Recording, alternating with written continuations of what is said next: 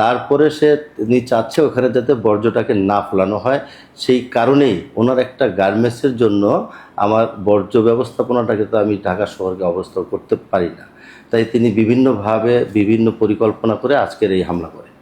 তার পরিপ্রেক্ষিতে এলাকার জনসাধারণ এবং পরিচ্ছন্ন কর্মীদের উপস্থিতিতে, পুলিশের উপস্থিতিতে তাদেরকে তাদের অভিযোগের ভিত্তিতে গ্রেপ্তার করা হয়। এখানে গিয়ে আজকে একটা দুর্ঘটনা ঘটেছে, দেখা যাচ্ছে পরিচ্ছন্নতা কর্মীদের উপর একটা হামলা হয়েছে। আসলে কি কারণে হয়েছে বা কেন আসলে করা হলো, তাদের বিরুদ্ধে যারা হামলা করেছে তাদের বিরুদ্ধে কোনো ব্যবস্থা নিয়ে গিয়েছে কিনা?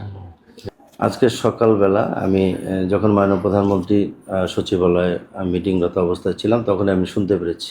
মিটিং শেষ করে সাথে সাথে আমি উত্তরা 46 নম্বর ওয়ার্ড, একদম লাস্ট বর্ডারে, তারপরে হলো টঙ্গী, একটা খাল আছে, খালের পরে টঙ্গী, ঢাকা 18 আসনের এমপি এস এম জাহাঙ্গীর সহ স্থানীয় শত শত নেতাকর্মী সেখানে ছিল এবং স্থানীয় বাসিন্দা যারা তারা ছিলেন।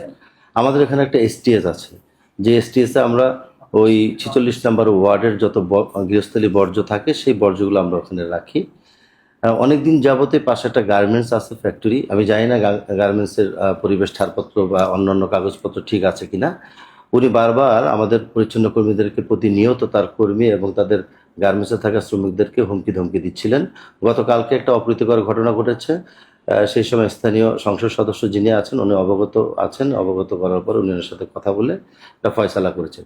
আজকে সকালে যখন পরিচ্ছন্ন কর্মীরা বর্জ্য নিয়ে সেখানে যাচ্ছিলেন, পরিকল্পিতভাবে বহিরাগত কিছু সন্ত্রাসীদের এনে আমার সিটি কর্পোরেশনের পরিচ্ছন্ন কর্মীদেরকে তারা বেধড়ক পিটে আহত করে। তারা এখন কিন্তু হসপিটালে, কুয়েতমন্ত্রী হসপিটালে ভর্তি আছে। সেটা শোনার সাথে সাথে আমরা সেখানে যাই। যাওয়ার পরে সেখানে আইন শৃঙ্খলা রক্ষাকারী বাহিনী ছিল এবং জৈনিক যিনি গার্মেন্টসের মালিক, ওনার নামটা ঠিক আমি আসলে বলতে পারবো না, কি কর্নেল, অবসরপ্রাপ্ত কর্নেল কি যেন নাম, ওনার সাথে যখন আমি কথা বলতেছিলাম, অসৎ আচরণ করা শুরু করেছে আমাদের সাথে।